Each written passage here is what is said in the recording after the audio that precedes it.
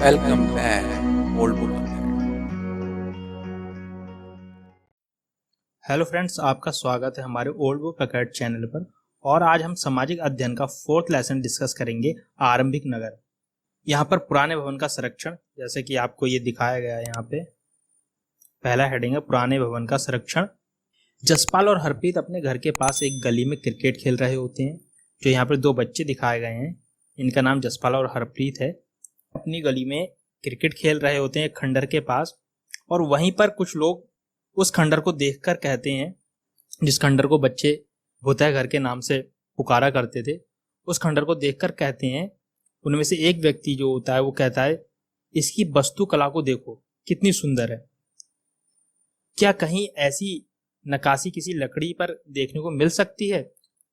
दूसरी महिला कहती है, इसकी बात सुनकर हमें मंत्री जी को पत्र लिखकर कहना चाहिए कि वह इस खूबसूरत इमारत को सुरक्षित रखने के लिए। उनके दिमाग में एक क्वेश्चन आया, क्यों किसी को इतनी पुरानी इमारत देखकर इसके प्रति लगाव हो सकता है।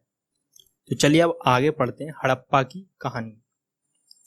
अक्सर पुरानी इमारत अपनी कहानी बताती है। लगभग 150 साल पहले जब पंजाब में पहली बार रेलवे लाइनें बिछाई जा रही थीं, तो इस काम में जुटे इंजीनियरों को अचानक हड़प्पा पूरा स्थल मिला। यहां पे कहा जा रहा है 150 साल पहले, 150 साल पहले पंजाब में पहली बार रेलवे लाइन बिछाई जा रही थी। काम में जुटे इंजीनियर जो थे, उन्हें अचानक एक हड़प्पा पूरा स्थल मिला। जो हड़प्पा सभ्यता कहते हैं, तो हड़प्पा पूरा स्थल मिला जो आधुनिक पाकिस्तान में है। इस जो हड़प्पा पूरा स्थल है वो आधुनिक जो अभी पाकिस्तान है वहां पर है। उन्होंने सोचा कि यह एक ऐसा खंडर है। तो यहाँ पे ये इंपोर्टेंट है, देख लीजिएगा, बार बार वीडियो को देखिएगा और समझिएगा। जो आधुनिक पाकिस्तान में है, उन्होंने सोचा कि यह एक ऐसा खंडर है जहां से अच्छी ईंटें मिलेंगी। और उन्होंने सोचा, वो जो खंडर मिला, उन्होंने सोचा यहां से अच्छी ईंटें मिलेंगी। यह सोचकर वे हड़प्पा के खंडरों से हजारों ईंट उखाड़ ले गए, जिससे उन्होंने रेलवे लाइनें बिछाई। और उससे उन्होंने क्या काम करा? रेलवे लाइनें बिछाई। इससे कई इमारतें पूरी तरह नष्ट हो गई। तो इस कारण क्या हुआ, जो उन्हें खंडर मिला था, हड़प्पा सभ्यता का पुरातत्व स्थल मिला था, कई इमारतें नष्ट हो गई। उसके बाद लगभग 80 साल पहले पुरातत्वविदों ने इस स्थल को ढूंढा, और तब पता चला कि यह खंडहर उपमहाद्वीप के सबसे पुराने शहर में से एक है।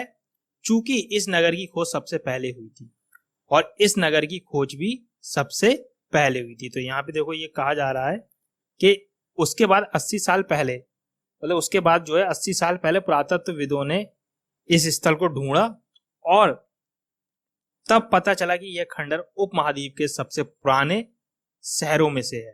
ठीक है, तो ये कब ढूंढा? लगभग 80 साल पहले पुरातत्वविदों ने इस स्थल को ढूंढा था। चूंकि इस नगर की खोज सबसे पहले हुई थी, तो इस नगर की खोज भी सबसे पहले हुई थी।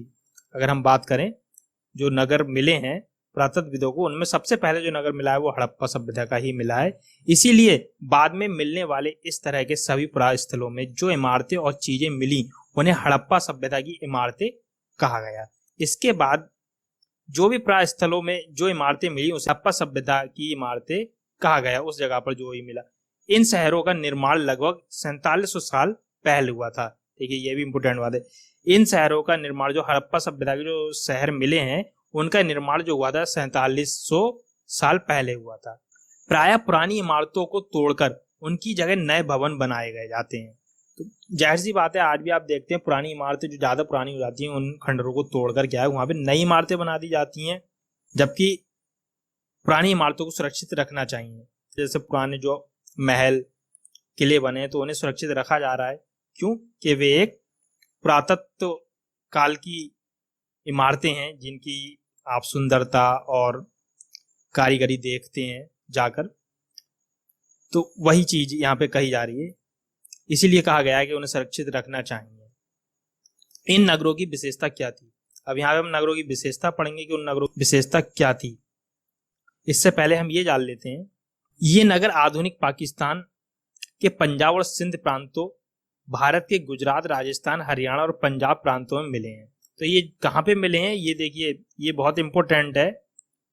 ये नगर आधुनिक पाकिस्तान के, जो आधुनिक पाकिस्तान है वहां पंजाब और सिंध प्रांतों, भारत के गुजरात, राजस्थान, हरियाणा, पंजाब प्रांत में मिले हैं। तो ये जो इसके अवशेष मिले हैं, जो इसके पुरातत्व स्थल मिले हैं, वो हमें कहाँ मिले हैं? आधुनिक पाकिस्तान के पंजाब, सिंध प्रांतों, भारत, गुजरात, राजस्थान, हरियाणा और पंजाब प्रांतों से मिले हैं। प्रस्थल थे, यहाँ से पुरातत्वविदों को अनोखी वस्तु मिली हैं, जैसे मिट्टी के लाल बर्तन। मिट्टी के लाल बर्तन आज भी आप देखते हो, मिट्टी के लाल बर्तन यूज किए जाते हैं। मिट्टी के लाल बर्तन पर काले रंग के चित्र बने। तो जो आप भी देखते हो कि जो मिट्टी के मटके वगैरह बनते हैं उन पर काले रंग के कुछ चित्र बनाए जाते हैं, तो वही बात कही जा रही है यहाँ पे। ऐसे ही कुछ मिला होगा। रंग के चित्र बने थे। पत्थर के बाट, मोहरे, मन के तांबे के उपकरण, तो ये उपकरण पत्थर से लंबे ब्लेड आदि ये मिले हैं। इन नगरों में से कई को 2 या उससे ज्यादा हिस्सों में विभाजित किया गया था। तो जो ये नगर मिले हैं पुरातत्वविदों को, उनमें से 2 या उससे अधिक ज्यादा हिस्सों में विभाजित किया गया था। प्रायः पश्चिमी भाग छोटा था लेकिन ऊंचाई पर बना था। इसमें जो 2 हिस्सों में या 2 से 3 हिस्सों में बांटा गया था, और जो इसमें प्राय पश्चिमी भाग था वो छोटा था लेकिन ऊंचाई पर बना हुआ था। पश्चिमी भाग छोटा था लेकिन ऊंचाई पर बना हुआ था, और पूर्वी भाग बड़ा था लेकिन निचले इलाके में था। पूर्वी भाग जो था हमारा वो निचले भाग में था और क्या है, काफी बड़ा था। ऊंचाई वाले भाग को पुरातत्वविदों ने नगर दुर्ग कहा। यहाँ पे देखिए ये कहा जा रहा है कि जो ऊंचाई वाले इलाके थे, मतलब जो पश्चिमी भाग था, पश्चिमी भाग को पुरातत्वविदों ने नगर दुर्ग कहा। क्यों? कि वो ऊंचाई पे थे। और निचले हिस्से को निचला नगर कहा गया। दोनों हिस्सों की चारदीवारी पक्की ईंटों की बनाई जाती थी। तो दोनों हिस्सों की चारदीवारी जो बनाई जाती थी वो पक्की ईंटों की बनाई जाती थी। इसकी ईंटें इतनी अच्छी थी कि हजारों सालों बाद आज तक उनकी दीवारें खड़ी रहीं। दीवार बनाने के लिए ईंटों की चिनाई इस तरह करते थे जिससे कि दीवारें खूब मजबूत रहें। अब ईंटें अच्छी क्वालिटी की थी, अच्छी बनी थी, इसीलिए हजारों साल तक दबे रहने के बाद भी वो वैसी की वैसी निकली। तो ये तो प्रूव होता ही है। अब यहाँ पे कहा जा रहा है कि जो ये पश्चिमी भाग छोटा तथा लेकिन ऊंचाई पर था, जिसे हम दुर्ग के नाम से जाने हैं, और निचला भाग जो था, जो कि पूर्वी हिस्सा था, बड़ा हिस्सा था। ऐसा कहा जा सकता है कि जो ऊंचा भाग था वहां पे उनके जो कुछ शासक टाइप के लोग हुआ करते थे वो रहा करते होंगे, और जो निचला हिस्सा था वहां पे आम पब्लिक रहा करती होगी, ऐसा कहा जा सकता है। और ऐसा मिलेगा भी आपको पढ़ने में आगे। कुछ नगरों के नगर दुर्ग में कुछ खास इमारतें बनाई गई थी। तो जो दुर्ग नगर थे, दुर्ग मतलब जो ऊंचाई पे थे, जैसा ऊपर आपको ये दिखाया गया था, दुर्ग जो थे ये पश्चिमी भाग जो थे, कुछ नगरों के नगर दुर्ग में कुछ खास इमारतें, मतलब जो नगर दुर्ग में कुछ खास इमारतें बनाई गई थी। वो मिसाल के तौर पर मोहनजोदड़ो में खास तालाब बनाया गया था। तो मोहनजोदड़ो में खास तालाब बनाया गया था जिसे पुरातत्वविदों ने महान स्नानगार कहा है। ठीक, जिसे पुरातत्वविदों ने एक महान स्नानगार कहा है। इस तालाब को बनाने में ईंट और प्लास्टर इस्तेमाल किया था। तो इस तालाब को बनाने में क्या ईंट और प्लास्टर इस्तेमाल किया गया था। इसमें पानी का रिसाव रोकने के लिए प्लास्टर के ऊपर चारकोल की परत चढ़ाई गई थी। इसमें क्या था, पानी का रिसाव रोकने के लिए प्लास्टर के ऊपर चारकोल की परत चढ़ाई गई थी। तो ये क्वेश्चन आ सकता है, जो इस मोहनजोदड़ो में महान स्नानगार बनाया गया था उसमें पानी का रिसाव रोकने के लिए किस चीज क्या परत चढ़ाई गई थी। तो यहाँ पे आप कह सकते हैं चारकोल की परत, प्लास्टर के ऊपर से चारकोल की परत चढ़ाई गई थी। ठीक है, यहाँ पे देखिए ये दिखाया गया है मानचित्र।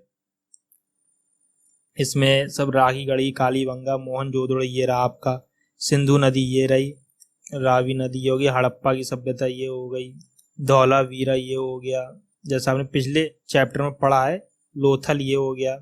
इस सरोवर में दो तरफ से उतरने के लिए सीढ़ियां होती है। इस सरोवर में क्या 2 तरफ से उतरने के लिए सीढ़ियां होती थी। आगे पिक्चर दिखाई गई होगी आपको, उसमें मैं आपको बताऊंगा।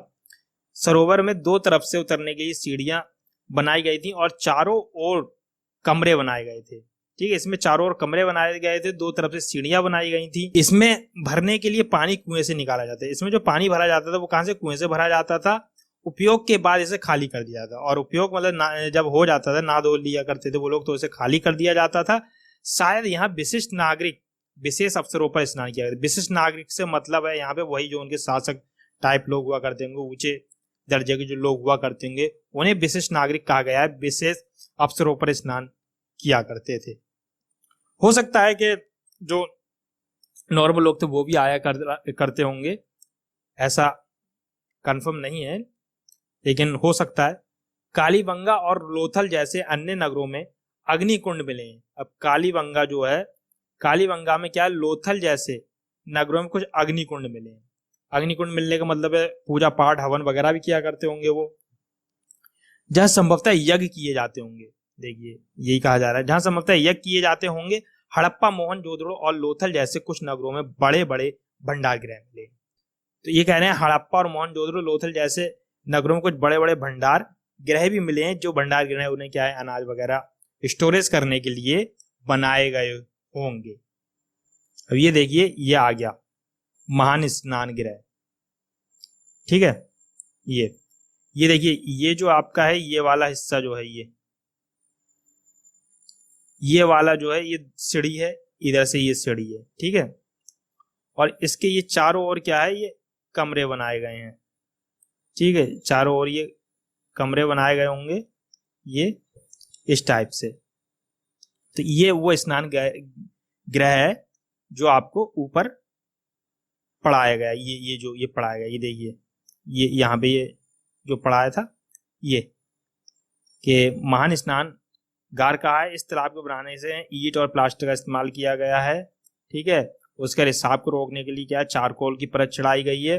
इसमें सरोवर में दो तरफ से उतरने के लिए सीढ़ियां होती थी। ये सीढ़ियां दो तरफ से जो दिखाई हैं, ये देखिए, ये और ये दो तरफ से जो सीढ़ियां हैं। ठीक है, ये दो तरफ से सीढ़ियां हुआ करती थी, और चारों ओर कमरे बनाए गए थे।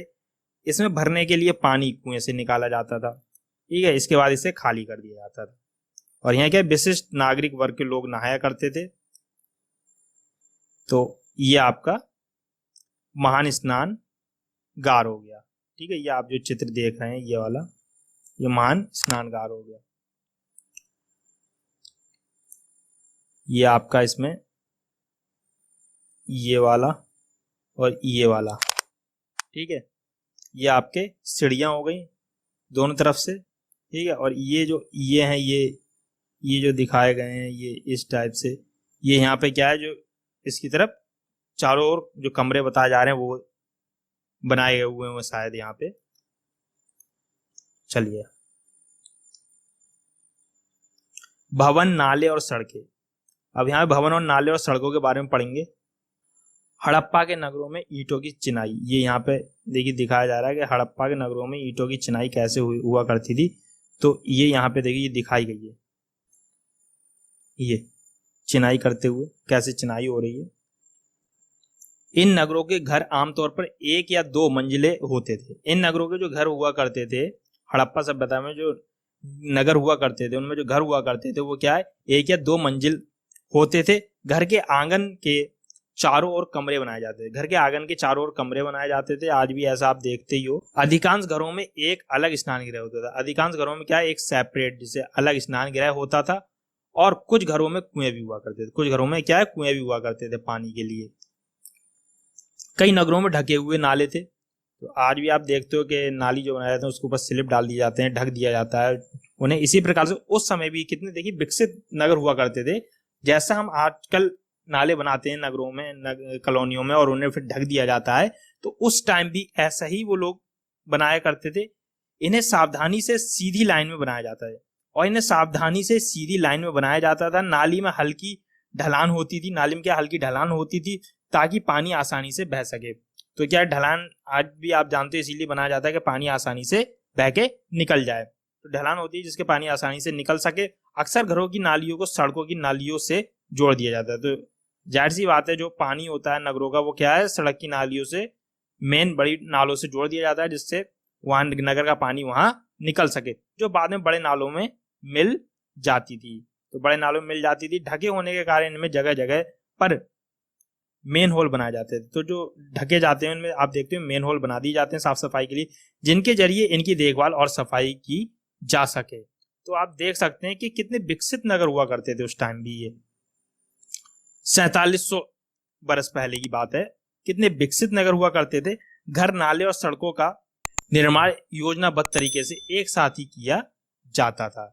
घर और नाले वगैरह जो बनाए थे, सड़कों का निर्माण योजनाबद्ध तरीके से ही किया जाता था।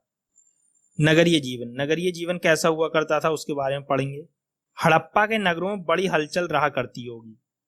यह कहा जा रहा है हड़प्पा के नगरों में बड़ी हलचल रहा करती होगी। यहाँ पर ऐसे लोग रहते होंगे जो नगर की खास इमारतें बनाने की योजना में जुटे रहते थे। ये संभवतः यहाँ के शासक थे। ये संभवतः यहाँ के कौन थे? शासक थे।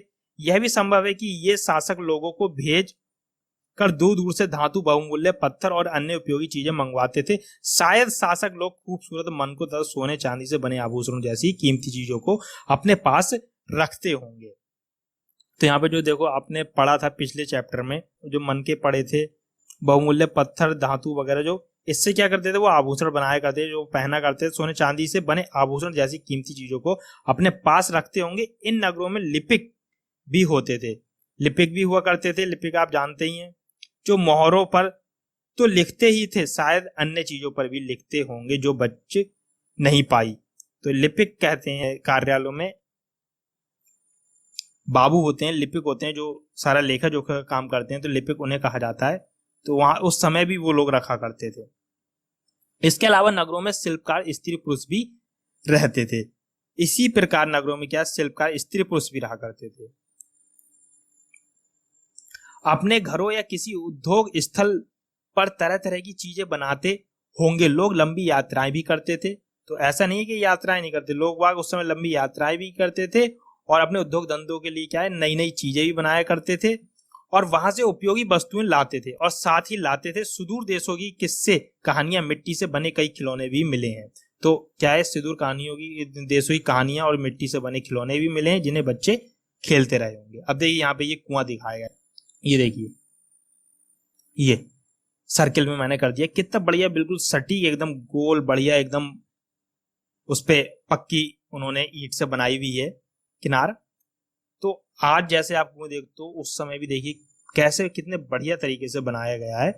तो इसे देखकर हम कह सकते हैं कि कितना हो चुके थे लोग बाग। सबसे ऊपर मोहनजोदड़ो की एक सड़क और उसमें बना नाला, ऊपर एक कुआं। तो ये कह रहे हैं सबसे ऊपर मोहनजोदड़ो की एक सड़क थी जो आपने देखी होगी। देखिए दिखा देता हूं फिर से, ये वाली, ठीक है। ये क्या है, सड़क है। ये जो दिखाई गई ये सड़क है मोहनजोदड़ो की। उसके बाद ये कुआं है जो आपको दिखाया गया था, ये कुआं है। तो सबसे ऊपर मोहनजोदड़ो की एक सड़क और उसमें बना नाला। उसमें देखो नाला बना हुआ था, नाला दिखाना आपको भूल गया मैं, फिर से दिखा देता हूं। ये जो है ये नाले हैं, ये जो है ये नाले बने हुए हैं। ये जो आ रहे हैं ये नाले बने हुए हैं। ये नाले बने हुए, ये सड़क है ये वाली, ठीक है। ये नाले बने हुए हैं जिनकी बात की जा रही है। तो सबसे ऊपर मोहनजोदड़ो की एक सड़क और उसमें नाला बना हुआ है। एक कुआं है, कुआं भी आपको दिखा चुका हूं, ठीक है। कुआं हो गया, यहाँ पे कुआं हो गया, ठीक है। मोहनजोदड़ो की एक सड़क और उसमें बना नाला, ये आप देख ही चुके हैं। बाईं ओर नीचे हड़प्पा की एक मोहर। तो ये आपकी यहाँ पे जो दिखाई जा रही है ये मोहर है, ठीक है। ये मोहर हो गई ये वाली, ये मोहर है ये, ठीक है। ये मोहर है। उसके बाद में कहा जा रहा है इस मोहर के ऊपर चिन्ह एक खास लिपि में लिखा है। अब इसके ऊपर जो एक चिन्ह है, ठीक है, इस मोहर के ऊपर एक चिन्ह है ये वाला, ये खास लिपि में लिखा हुआ है, ठीक है। ये जो है ये वाला, ये खास लिपि में लिखा हुआ है। ये कह रहे हैं उपमहाद्वीप में पाए गए लेखन का ये प्राचीनतम उदाहरण है जो कि अभी तक पढ़ा नहीं जा सका है। जो पुरातत्व आर्कियोलॉजिस्ट हैं वो अभी तक इसे नहीं पढ़ पाए हैं, ये क्या लिखा है इसके ऊपर। अगर ये शायद पढ़ लिया जाए तो और ज्यादा जान सकते हैं इस सभ्यता के बारे में। कोशिश जारी है लेकिन अभी तक पढ़ा नहीं जा चुका है। तो उपमहाद्वीप में पाए गए लेखन का प्राचीनतम उदाहरण है। विद्वानों ने इसे पढ़ने की कोशिश की है। तो यहाँ पे कहा जा रहा है कि ये प्राचीनतम उदाहरण है लेखन जो इसके ऊपर दिया गया है, और पुरातत्वविदों ने विद्वानों ने क्या इसे पढ़ने की कोशिश की है, लेकिन अभी तक पता नहीं चल पाया। ये देखिए यहाँ पर भी यही कहा जाए कि अभी तक इसका पता नहीं चल पाया है कि इसका क्या अर्थ है। और ये नीचे कुछ पक्की मिट्टी के खिलौने दिखाए गए हैं यहाँ पे। ये जो है ये खिलौने हैं। ये देखिए, ये वाला जो है देखो कुछ डॉगी जैसा, कुत्ते जैसा बना हुआ है। ये गैंडे जैसा है कुछ, ठीक है। ये कुछ बकरी जैसे हैं, ये सुअर जैसा कुछ बना हुआ है। ये बच्चों के खेलने के खिलौने हैं। तो उस समय हम इन्हें देखकर अंदाजा लगा सकते हैं कि अच्छे कलाकार भी हुआ करते थे जो मूर्तियां वगैरह, लकड़ी के खिलौने वगैरह बनाया करते थे। तो इनसे सिद्ध हो रहा है हिरन वगैरह का चित्र बना हुआ है। नगर और नए शिल्प, यहां हम देखेंगे नगर और नए शिल्प।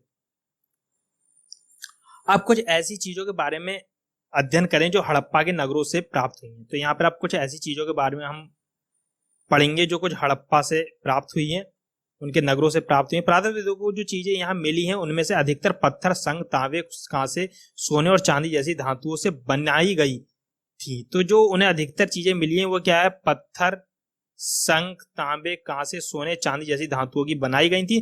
तांबे और कांसे से औजार, हथियार, गहने, बर्तन बनाए गए थे। तो तांबे और कांसे से औजार, हथियार, गहने तथा पत्थर बनाए गए थे। सोने और चांदी से गहने और बर्तन बनाए गए थे। सोने और चांदी से गहने और बर्तन बनाए गए थे। ये भी क्वेश्चन आ सकता है कि तांबे और कांसे से क्या बनाया गया था। तांबे और कांसे से क्या बनाया गया था? हथियार और औजार बनाए गए थे, बर्तन बनाए गए थे। सोने और चांदी से गहने और बर्तन, ठीक है। तो सोने और चांदी से गहने स्पेशल तौर से, और कुछ बर्तन भी बनाए गए थे। यह मिली सबसे आकर्षक वस्तुओं में मनके, बाट और फलक है। यह सबसे जो आकर्षक वस्तुएं मिली हैं उनमें क्या है? मनके हैं, बाट हैं और फलक हैं। तो यहाँ पे देखिए, आप देख सकते हैं ये वाले मनके हैं, ये जो मनके की माला है, ठीक है। ये फलक हैं कुछ, ये आभूषण हैं, ये जो दिखाए गए हैं आपको, ठीक है। ये तो आपके हो गए मनके, ठीक है। ये फलक हो गए, ये आभूषण हो गए, ये आभूषण हो गए, ये आभूषण हो गए, ये आभूषण हो गए, ठीक है। ये आपके आभूषण हो गए। तो इन्हीं की बात करी जा रही है, मनके, आभूषण। हड़प्पा सभ्यता के लोग पत्थर की मोहरें बनाते थे। तो हड़प्पा सभ्यता के लोग क्या है? पत्थर की मोहरें बनाया करते थे। इन आयताकार मोहरों पर सामान्यतः जानवरों के चित्र मिलते हैं। इन आयताकार मोहरों पर सामान्यतः क्या है? जानवरों के चित्र मिलते हैं। हड़प्पा सभ्यता के लोग काले रंग से डिजाइन किए हुए खूबसूरत लाल मिट्टी के बर्तन बनाते थे। तो हड़प्पा सभ्यता से काले रंग से डिजाइन किए हुए मिट्टी के बर्तन भी बनाया करते थे। यहां पर ये जो दिखाए गए हैं पत्थर के बाट, ये हैं पत्थर के बाट जिनकी बात करी जा रही थी। बाट जो थे ये पत्थर के बाट हैं। कितने ध्यान से और उपयुक्त तरीके से इन बाटों को बनाया गया है। तो यहाँ पे देखिए, आप देखिए कितने सुडोल ढंग से इन्हें चौकोर करके बनाया गया है बाटों को। इन्हें चाट पत्थर से बनाया जाता है। तो इन्हें पूछा जा सकता है ये क्वेश्चन, हड़प्पा सभ्यता में जो बाट बनाए जाते थे वो किस पत्थर से बनाए जाते थे? ये तो आप यहाँ पे वो टिक करेंगे, तो पत्थर था चाट पत्थर, देख लीजिएगा। इन्हें शायद बहुमूल्य पत्थर या धातुओं को तौलने के लिए बनाया जाता था। इन्हें क्या, बहुमूल्य वस्तुओं या धातुओं को तौलने के लिए बनाया। तो ये पूछा जा सकता है कि इन्हें किन वस्तुओं को तोलने के लिए बनाया जाता है? तो बहुमूल्य वस्तु तथा धातुओं को तोलने के लिए बनाया जाता है। मध्य में बाएं मनके, इनमें से कई नीलियन कालीन पत्थरों से बनाए गए। इनमें कई मनके क्या है? कालीन पत्थरों से बनाए गए। ये मनके थे, ये वाले, ये जो मनके थे ये कार्लियन पत्थरों से बनाए गए थे। कौन सा पता है? कार्लियन पत्थरों से बनाए गए थे। पत्थरों को काट और तराशकर मनके बनाए गए। इसके बीच छेद किए गए ताकि धागा डालकर माला बनाई जाए। तो क्या है, इन्हें काट कर, छांट कर, तराश कर मनके बनाए गए। उसके बाद इनके बीच छेद किया गया और छेद करने के बाद क्या, इनकी माला बनाई गई। पत्थर के धारदार फलक जो ये आपको दिखाए गए थे यहाँ पे, ये पत्थर के धारदार फलक, ये हैं पत्थर के धारदार फलक। फलक कढ़ाईदार वस्त्र एक महत्वपूर्ण व्यक्ति की पत्थर से बनी मूर्ति जो मोहनजोदड़ो से मिली थी, इसमें से कई कढ़ाईदार वस्त्र पहने दिखाया गया है। तो ये जो मूर्ति मिली है, ये वाली, ये जो मूर्ति मिली है, ये कितनी बढ़िया ये जो मैंने सर्किल में कर दिया है, कितनी बढ़िया शॉल है जो पड़ी हुई है डिजाइनदार। और ये उनके कोई पुरोहित रहे होंगे, ये पुरोहित रहे होंगे। ये देखिए दाढ़ी वगैरह कितनी बढ़िया तरीके से बनाई गई। उस समय के मूर्ति कलाकार भी कितने बढ़िया हुआ करते थे, कितनी बढ़िया मूर्ति बनाई गई है। संभवतः 7000 साल पहले, तो ये जो कहा जा रहा है यहाँ पे संभवतः 7000 साल पहले मेहरगढ़ में कपास की खेती हुई थी। तो वो 7000 साल पहले हुई थी। मोहनजोदड़ो से कपड़े के टुकड़े के अवशेष चांदी के एक फूलदान, ढक्कन तथा कुछ अन्य तांबे की वस्तुओं से चिपके हुए मिले हैं। वहां पे कहा जा रहा है मोहनजोदड़ो में क्या है, कपड़े के टुकड़े, अवशेष चांदी के फूलदान, ढक्कन तथा कुछ अन्य तांबे की वस्तुओं से चिपके हुए मिले हैं। पकी मिट्टी तथा फ्यान से बनी तकलियां सूत कताई का संकेत देती हैं।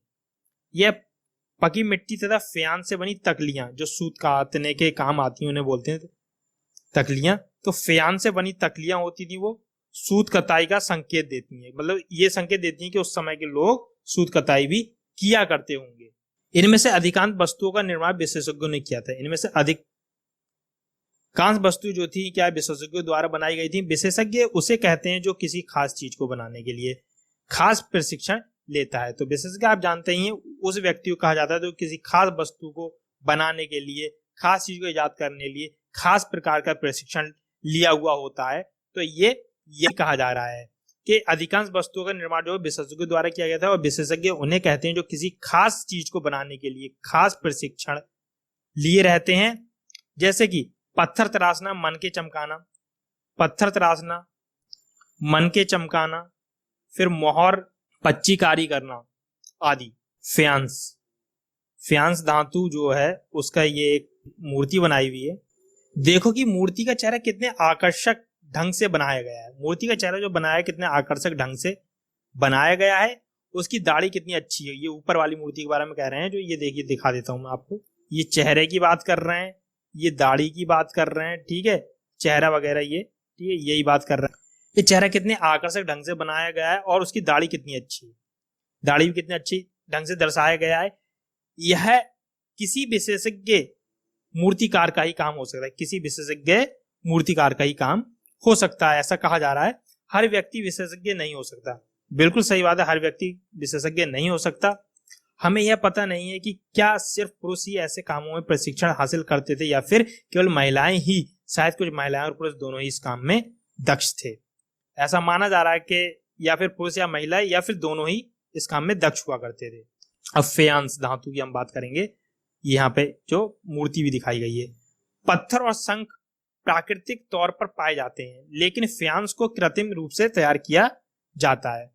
पत्थर और शंख जो है प्राकृतिक रूप से पाए जाते हैं, जैसे समुद्र से प्राप्त होते हैं हमें शंख वगैरह, ठीक है, जो घोंघा वगैरह होते हैं वो उससे प्राप्त होता है शंख, सीप वगैरह। लेकिन फ्यांस को, तो फ्यांस एक खनिज है, फ्यांस को कृत्रिम रूप से तैयार किया जाता है।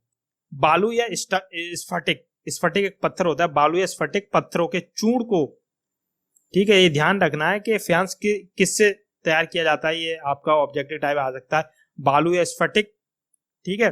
तो बालू या स्फटिक, तो जो ऑप्शन होगा ये आपको सही होगा, बालू या स्फटिक पत्थरों के चूर्ण से और गोंद मिलाकर उसमें, और एक ये चीज और इंक्लूड हो गई, गोंद मिलाकर उसे वस्तुएं बनाई जाती है। बालू स्फटिक, बालू रेत हो गया, स्फटिक पत्थर होता है जिसकी माला आपने देखी होगी, कांच की तरह, क्रिस्टल की तरह चमकती है वो। तो स्फटिक पत्थरों की के चूर्ण और गोंद को मिलाकर उसे वस्तुएं बनाई जाती थी। उसके बाद उन वस्तुओं पर एक चिकनी परत चढ़ाई जाती थी। इस चिकनी परत के रंग प्राय नीले, हल्के समुद्री हरे रंग के होते थे। आप देख सकते हैं ये हल्के हरे समुद्री रंग की चिकनी परत चढ़ाई जाती थी। इस चिकनी परत के रंग प्राय नीले तथा हल्के समुद्री हुआ करते थे। तो फ्यान से क्या क्या चीजें बनती थी? मन के, चूड़ियां, बाले, छोटे बर्तन, बाले कानों में पहनने वाले होते हैं। मन के आप जानते हो माला बनाने के लिए जो बनाया जाता है, चूड़ियां हाथों में जो महिलाएं पहनती हैं, छोटे बर्तन बनाए जाते थे, या फिर बच्चों खेलने के लिए बनाए जाते होंगे, या फिर छोटे बर्तन जिनमें खाना खाया जा सकता है, कुछ टाइप का आप देखते हो चीनी वगैरह बर्तन, इसी टाइप के कुछ ये उस समय भी बर्तन बनाए जाते होंगे। कच्चे माल की खोज में, अब यहाँ बात कर रहे हैं कच्चे माल की खोज में। कच्चा माल उन पदार्थों को कहते हैं जो या तो प्राकृतिक रूप से मिलते हैं या फिर किसान या पशुपालक उनका उत्पादन करते हैं। इसी चीज का प्रोडक्शन करते हैं तो आपको पहले क्या है, रॉ मटेरियल खरीदना पड़ता है जिसे हम कच्चा माल कहते हैं। तो उसी प्रकार से कच्चा माल उन पदार्थों को कहते हैं जो या फिर प्राकृतिक रूप से मिलते हैं या फिर किसान पशुपालक या उनका उत्पादन करते हैं। जैसे कि लकड़ी धातुओं के अयस्क प्राकृतिक रूप से उपलब्ध कच्चे माल है। ठीक है, ये उदाहरण आपको दे दिया। तरह की चीजें बनाई जाती हैं, जी हाँ, लकड़ी से कई तरह की चीजें, फर्नीचर वगैरह बहुत सुंदर सुंदर चीजें बनाई जाती हैं। तौर पर किसानों द्वारा पैदा किए गए कपास, कच्चा माल, कपास आप जाते हो, उसके बाद कपड़ा बनता है कपास से, तो कपास कच्चा माल हो गया। कपास जिससे बाद में कताई बुनाई करके कपड़ा तैयार किया जाता है। हड़प्पा में लोगों को कई चीजें वही मिलती थी, लेकिन तांबा, लोहा, सोना, चांदी, बहुमूल्य पत्थरों जैसे पदार्थों का वे दूर दूर से आयात करते थे, इंपोर्ट किया करते थे। तो वहां पे क्या नहीं मिलता था, तांबा, लोहा, सोना, चांदी, ये बहुमूल्य पत्थर नहीं मिला करते थे हड़प्पा सभ्यता में। ये वो इंपोर्ट किया करते थे, आयात किया करते थे बाहर से। अब यहाँ पे देखिए खिलौना नुमा बैलगाड़ी बनाई गई है। यहाँ पे ये खिलौना नुमा बैलगाड़ी दिखाई जा रही है आप, तो इससे आप अंदाजा लगा सकते हो कि उस समय क्या है, उन्होंने गोल पहिए का भी आविष्कार कर लिया था। ठीक है, ये खिलौना बनाया, डेमो बना हुआ खिलौना जो बच्चों को खेलने के लिए शायद बनाया है, यही मिला है आर्कोलॉजिस्ट को। तो इससे अंदाजा लगाया सकता है कि वो बैलगाड़ी का भी उपयोग किया करते थे, जैसे कि आप ये खिलौना देखकर अंदाजा लगा सकते हो। ये आपको जो यहाँ पे खिलौना दिया गया है, तो इसी प्रकार से वो बैलगाड़ी का भी उपयोग किया करते होंगे। नीचे एक ये मोहर है जिसपे आप देखिए ये नाव बनी हुई है। तो इससे ये अंदाजा लगाया जा रहा है कि उस समय के लोग नाव से भी व्यापार किया करते थे, आया जाया करते थे। ठीक है, तो ये उसी लिए शायद यूज करी जाती हुई, जो समुद्री या जो पानी वाले मार्ग से कुछ इंपोर्ट आयात वगैरह करते होंगे, निर्यात वगैरह करते होंगे, तो उस पर ये मोहर लगाया करते होंगे पहचान के लिए। हड़प्पा के लोग तांबे का आयात संभवतः आज के राजस्थान से करते। तो हड़प्पा के लोग तांबे का आयात कहां से किया करते थे, राजस्थान से किया करते थे। ठीक है, ये ध्यान रखना, आपको क्वेश्चन भी आ सकता है इस टाइप का कि हड़प्पा की सभ्यता में तांबे का आयात कहां से होता था, तो राजस्थान से होता था। यहां तक कि पश्चिम एशियाई देश ओमान से भी तांबे का आयात किया है। तो पश्चिमी, अगर वो पूछते हैं पश्चिमी देश कौन सा है जहां से आयात किया जाता था तांबे का, तो आप ओमान लगाओगे। ठीक है, तांबे का आयात किया जाता है। ध्यान रखना, पश्चिमी एशियाई देश अगर पूछता है तो ओमान, और वैसे अगर आपसे पूछ लेता है कि हड़प्पा के लोग तांबे का आयात संभवतः कहां से किया करते हैं, तो सिर्फ राजस्थान दिया तो राजस्थान, और अगर ओमान दिया हुआ है, दोनों ऑप्शन दिए हुए हैं, तो आप दोनों बोथ वाले चूज कर सकते हो। अगर दोनों दिए तो ओमान से भी, उसमें आपको फिर नीचे ऑप्शन दिया होगा बोथ वाले, ये 4 ऑब्जेक्टिव टाइप देने के बाद नीचे फिर उसमें ए बी सी बी इस ढंग से दिया होगा, उसमें आप, तो वहां आप कंफर्म हो जाएगा कि इसमें दोनों ही मांग रहा है ये। ठीक है, तो आप दोनों चुन लोगे, नहीं तो अगर इनमें से एक दिया तो कोई भी एक लगा दोगे। बस ये ध्यान रखना है, राजस्थान और ओमान, ये तांबे का यहां से आयात होता था, तांबे का आयात किया जाता था। कांसा बनाने के लिए तांबे के साथ मिलाई जाने वाली धातु टीन, ठीक है, अब ये कांसा बनाने की जो टीन धातु होती है उसका आयात आधुनिक ईरान से होता है। तो कांसा बनाने के लिए जो टीन का आयात किया करते थे वो ईरान से किया करते थे और अफगानिस्तान से। ठीक है, ये भी याद रखना है, ये सब इंपोर्टेंट चीजें जो ये हाईलाइट कर रहा हूं। अफगानिस्तान से किया जाता था। सोने का आयात आधुनिक कर्नाटक से, सोने का आयात आधुनिक कर्नाटक से हुआ करता था। बहुमूल्य पत्थर का आयात गुजरात से हुआ करता था। बहुमूल्य पत्थर जितना भी होता है ज्यादातर वो गुजरात से ही किया जाता था। अफगानिस्तान से भी किया जाता था। ठीक है, अफगानिस्तान से भी किया जाता था। ये इंपोर्टेंट चीज पढ़ लेते हैं। चीजों को एक जगह से दूसरी जगह कैसे ले जाया जाता था। एक खिलौना है, ये आपको खिलौना रूपी दिखाया गया है, तो इसी द्वारा, बैलगाड़ी द्वारा एक जगह से दूसरी जगह ले जाया जाता होगा। ठीक है, ये जो खिलौना दिखाया है इससे अंदाजा लगाया जा सकता है। क्या तुम बता सकते हो कि हड़प्पा के लोग यातायात के लिए किन साधनों का प्रयोग किया करते? तो हम इस बैलगाड़ी वाले चित्र को देखकर, ये जो चित्र दिखाया गया है इससे हम अंदाजा लगा सकते हैं कि इसी प्रकार के साधन प्रयोग किया करते होंगे। यहाँ पे ये वही कहा जा रहा है, तो वो ऐसे ही वाहनों से क्या है आए जाया करते होंगे, आयात निर्यात किया करते। आज हल चलाने वाले ज्यादातर किसान पुरुष होते हैं। हमें ज्ञात नहीं है कि क्या हड़प्पा में भी ऐसा ही प्रथा हुआ करती थी, तो ये अभी तक ज्ञात नहीं है। ठीक है, अब आगे नगरों में रहने वालों के लिए भोजन। नगरों में रहने वालों के लिए भोजन, लोग नगरों के अलावा गाँव में भी रहा करते थे, वे अनाज उगाते थे। जो गाँव में रहा करते थे वो अनाज उगाते थे। तो पिछले चैप्टर में आप पढ़ चुके हैं गाँव किन्हें कहा करते थे। गाँव उन्हें कहा करते थे जहां पे लोग रहकर क्या है किसानी किया करते थे, खेती किया करते थे, तो उन्हें क्या है गांव कहा करते थे। तो जिसे वो फसल उगाते थे और जानवर पालते थे। ठीक है, और वो पशुपालक हुआ करते थे और क्या है फसल उगाया करते थे।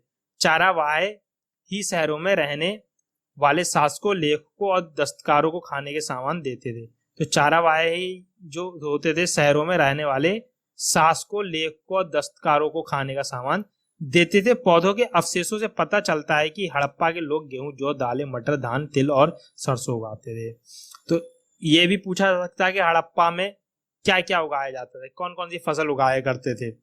तो यहाँ पे आपको गेहूं, जौ, दाल, मटर, धान, तिल, सरसों ये फसलें उगाया करते थे हड़प्पा के लोग।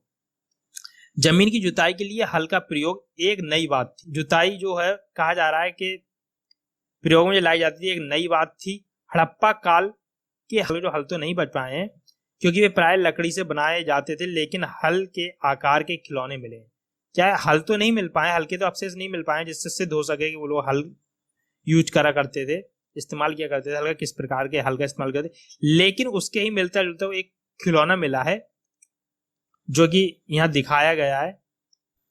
ये है जो दिखाया गया है खिलौना, ये बच्चों का खिलौना है हल्के आकार का। तो अंदाजा लगा सकता है कि इसी प्रकार के कुछ हल हुआ करते होंगे उनके पास। तो बारिश कम होती थी, इसलिए सिंचाई के लिए लोगों ने कुछ तरीके अपनाए होंगे। जिससे बारिश कम हुआ करती है तो सिंचाई के लिए उन्होंने कुछ तरीके अपनाए। पानी का संचय किया जाता होगा, पानी का संचय किया करते होंगे वो सिंचाई के लिए, और जरूरत पड़ने पर उससे फसलों की सिंचाई की जाती है, और जरूरत पड़ने पर उससे फसलों की सिंचाई की जाती होगी। हड़प्पा के लोग गाय, भैंस, भेड़ और बकरियां पालते थे। हड़प्पा के लोग जो थे क्या गाय, भैंस, बकरियां पालते थे। बस्तियों के आसपास तालाब और चारागाह होते थे। बस्तियों के आसपास क्या है तालाब, चारागाह होते थे, लेकिन सूखे महीनों में मवेशियों के झुंडों को चारा पानी की तलाश में दूर दूर तक ले जाया जाता था। क्या है, अब जब सूखा पड़ जाता था तो उस समय क्या है भोजन पानी की तलाश में मवेशियों को दूर दूर तक ले जाया जाता था। बेर जैसे फलों को इकट्ठे किया जाता था। मछलियां पकड़ते थे और हिरण जैसे जानवरों का शिकार किया करते थे। मछलियां पकड़ते थे और हिरण जैसे जानवरों का शिकार किया करते थे। गुजरात में हड़प्पा कालीन नगर का सूक्ष्म निरीक्षण। यहाँ पे हम क्या है गुजरात में हड़प्पा कालीन नगर का सूक्ष्म निरीक्षण पढ़ेंगे। कच्छ के इलाके में खादिर वेद के किनारे धौलावीर नगर बसा था। कच्छ के इलाके में खादिर वेद के किनारे धौलावीर नाम का एक नगर बसा हुआ था। वहां साफ पानी मिलता था। वहां क्या है साफ पानी मिलता, वहां क्या खासियत थी, वहां साफ पानी मिलता था और जमीन उपजाऊ थी। वहां की दो खासियत थी, वहां साफ पानी मिलता था और जमीन उपजाऊ थी। जहां हड़प्पा सभ्यता के कई नगर दो भागों में विभक्त थे। यहाँ पे हड़प्पा सभ्यता के कई नगर दो भागों में विभक्त थे। वहीं धौलावीर नगर को तीन भागों में बांटा गया, और जो धौलावीर नगर था उसे तीन भागों में बांटा गया था। इसके हर हिस्से के चारों ओर पत्थर की ऊंची ऊंची दीवारें थी। इसके हर हिस्से के चारों ओर पत्थर की ऊंची ऊंची दीवारें बनाई गई थी। इसके अंदर जाने के लिए बड़े बड़े प्रवेश द्वार थे। नगर में एक खुला मैदान भी था, और नगर में उसी के साथ एक खुला मैदान भी था जहाँ सार्वजनिक कार्यक्रम आयोजित किए जाते थे। ठीक है, तो जो बड़ा मैदान था वहां पे सार्वजनिक आयोजन किए जाते थे। यहाँ मिले कुछ अवशेषों से हड़प्पा लिपि के बड़े बड़े अक्षरों को पत्थरों में खुदा पाया गया है। यहाँ पर क्या है, यहाँ के अवशेषों में हड़प्पा लिपि के बड़े बड़े अक्षरों में पत्थरों पर खुदा पाया गया है। अभिलेखों को संभवतः लकड़ी में जड़ा गया था। अभिलेख जो थे उन्हें लकड़ी में जड़ा गया था। यह एक अनोखा अवशेष है, यह एक अनोखा अवशेष है जो लकड़ी में जड़ा हुआ मिला है, क्योंकि आमतौर पर हड़प्पा के लोग मोहर जैसी छोटी वस्तुओं पर पाए जाते थे। क्योंकि आमतौर पर हड़प्पा के लेख मोहर जैसी छोटी वस्तुओं पर पाए जाते थे। गुजरात खंबात की खाड़ी में मिलने वाली साबरमती की एक उपनदी। गुजरात की खंबात की खाड़ी में मिलने वाली साबरमती की एक उपनदी के किनारे बसा लोथल नगर, कौन सा नगर? लोथल नगर। और कौन सी? साबरमती की एक उपनदी के किनारे बसा हुआ है। लोथल नगर बसा था ऐसे स्थान पर बसा था जहां कीमती पत्थर जैसा कच्चा माल आसानी से मिल जाता था। कहां पे बसा था? जहां पे कीमती पत्थर जैसा माल आसानी से मिल जाता था। यह पत्थर शंखों और धातुओं से बनाई जाती, ये पत्थरों, शंख और धातुओं से बनाई गई चीजों का एक महत्वपूर्ण केंद्र था। तो ये किस चीज का केंद्र था? यहाँ पत्थरों, शंख और धातुओं से बनाई गई एक महत्वपूर्ण केंद्र था। इस नगर में एक भंडार गृह भी था। इस नगर में एक भंडार गृह भी था। कई मोहरे और मुद्रांकन या मोहरबंदी गीली मिट्टी पर दबाने से बनी उनकी छाप से मिली है। ये कहा जा रहा है कि यहाँ पे जो इस भंडार गृह कई मोहरे और मुद्रांकन या मोहरबंदी जो गीली मिट्टी पर दबाने से बनी उनकी छाप से मिली है। अब ये कुछ लोथल का बंदरगाह, ये बड़ा तालाब लोथल का एक बंदरगाह है। तो ये जो बड़ा तालाब ये दिखाया गया है यहाँ पे, ये वाला, ये क्या है? लोथल का बंदरगाह है। ये बड़ा तालाब लोथल का बंदरगाह रहा होगा जहां समुद्र के रास्ते आने वाली नावें रुकती थी। समुद्र के रास्ते आने वाली नावें रुकती थी, संभवतः यहाँ पर माल चढ़ाया उतारा जाता। तो ये कहा जा रहा है ये जो ये जो है यहाँ पे संभवतः क्या है? माल उतारा चढ़ाया जाता है और समुद्र के रास्ते आने वाली नावें रुका करती होंगी और यहाँ क्या है? यहाँ से माल को चढ़ाया जाता रहा होगा।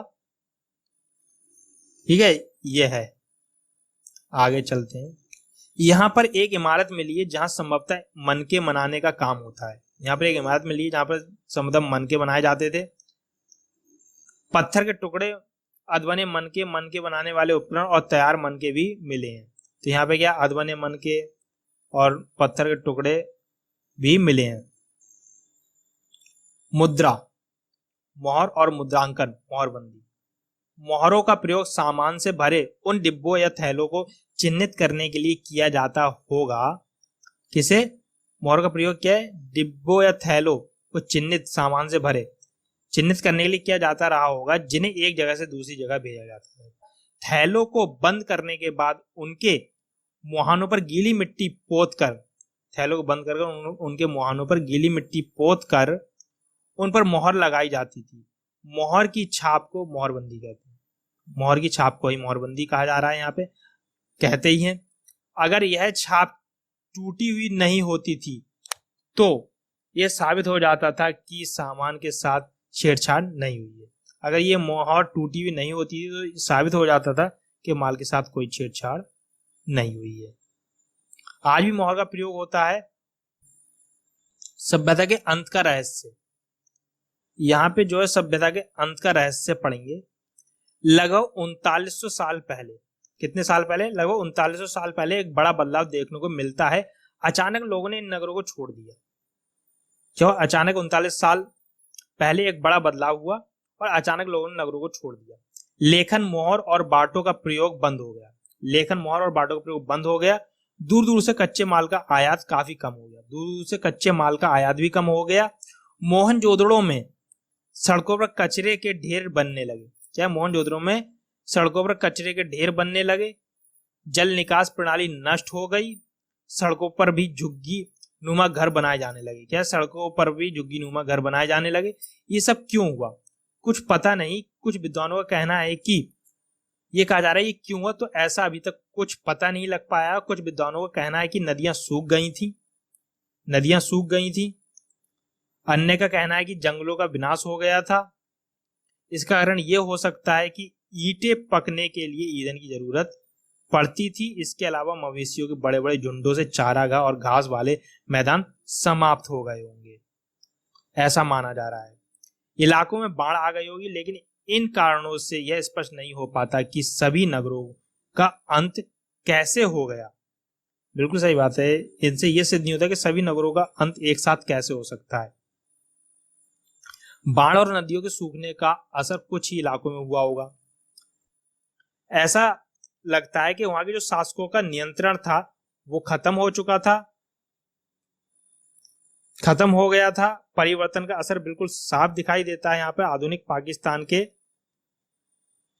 सिंध और पंजाब की बस्तियां उजड़ गईं। आधुनिक जो पाकिस्तान है उसके सिंध और पंजाबी बस्तियां उजड़ गईं। कई लोग पूर्व दक्षिण के इलाकों में नई और छोटी बस्तियों में जाकर बस गए। इसके अलावा 1400 साल बाद नए नगरों का विकास हुआ। इनके बारे में तुम अध्याय 6-9 में पढ़ोगे। तो आगे हम पढ़ेंगे। जो अपने एटलस में मिस्र ढूंढो। नील नदी के आसपास वाले इलाकों को छोड़कर मिस्र का अधिकांश भाग रेगिस्तान है। ये कह रहे हैं एटलस में मिस्र ढूंढो और नील नदी के आसपास वाले इलाकों को छोड़कर मिस्र का अधिकांश भाग क्या है? रेगिस्तान है। लगभग 5000 साल पहले मिस्र में शासन करने वाले राजाओं ने सोना, चांदी, हाथी दांत, लकड़ी और हीरे जवाहरात लाने के लिए अपनी सेनाएं दूर दूर तक भेजी। उन्होंने बड़े बड़े मकबरे बनवाए। तो जो मकबरे उन्होंने बनवाए पिरामिड के नाम से जाने जाते हैं। जैसे ये आप देख रहे हैं, ये मकबरे हैं जिन्हें हम पिरामिड कहते हैं। पिरामिड के नाम से जाना जाता है। राजाओं के मरने पर उनके शवों को उन्हीं पिरामिडों में दफनाकर सुरक्षित रखा जाता था। इन शवों को मम्मी कहा जाता है।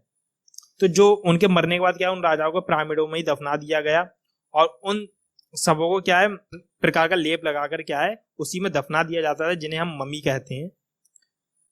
उनके साथ क्या था, और भी चीजें दफना दी जाती थी। खाद्य, पान, पेय, वस्त्र, गहने, बर्तन, वाद्य यंत्र, हथियार। उनसे जो उनके पसंदीदा चीजें जो हुआ करती थी और जो खाने पीने की चीजें हुआ करती थी वो उनके साथ दफना दी जाती थी। जानवर शामिल होते थे और उनके प्रिय जानवर भी शामिल होते थे। कभी कभी सबके साथ उनके सेवक और सेविकाओं को भी दफना दिया जाता था। सबके साथ ये देखिए आप, उस समय उनके सेवक सेविकाओं को भी जिंदा ही दफना दिया जाता था। दुनिया के इतिहास में शवों को दफनाने की परंपरा को देखते हुए मिस्र में सबसे ज्यादा धन दौलत खर्च किया जाता है। इतिहास में शवों को दफनाने की परंपरा को देखते हुए मिस्र में सबसे ज्यादा धन दौलत खर्च किया जाता था, ऐसा उनका मानना था। लेकिन क्या जरूरत है मरने के बाद किसी व्यक्ति को? तो यहाँ पे नीचे उन्होंने पूछा भी, क्या तुम्हें लगता है कि मरने के बाद इन राजाओं को इन चीजों की जरूरत पड़ती होगी? तो ऐसी उनकी मान्यता थी, इसलिए वो क्या करते थे, उपयोगी शब्द जो हैं क्या है, नगर। तो नगर किन्हें कहते थे? जैसे आपको दिखाया मोहनजोदड़ो में, हड़प्पा सभ्यता में दिखाया गया है कि कैसे नगर हैं आपके। नगर दुर्ग ऊंचे हुआ करते थे। शासक जो नगर दुर्ग में रहा करते थे वो शासक हुआ करते। लिपिक जो लेखा जोखा करा करते थे वो लिपिक। मोहर किसी विशेष प्रकार के सामान को भेजने के लिए उसके ऊपर जो पहचान की लगाई जाती थी वो मोहर हुआ करती थी। शिल्पकार जो मूर्ति वगैरह, ये मन के वगैरह की मालाएं वगैरह बनाया करते थे, उन्हें शिल्पकार कहा करते थे। धातु, सोना, चांदी, टीन, ये सब धातु। विशेषज्ञ उन्हें विशेष प्रकार का प्रशिक्षण प्राप्त किए हुए होते थे, उन्हें विशेषज्ञ कहा जाता था। विशेष प्रकार की वस्तुएं बनाने के लिए विशेष प्रकार का प्रशिक्षण लिए होते थे, उन्हें विशेषज्ञ कहा गया है। कच्चा माल रॉ मटेरियल जिसे कहते हैं, कपास वगैरह, जैसे ये कच्चा माल हो गया, ठीक है, ये कच्चा माल हो गया। हल आपने वो देखा, ये सिंचाई नदी वगैरह और कुआं वगैरह से किया करते थे। यहाँ पर देखिए सुमेल करने के लिए दिया गया है।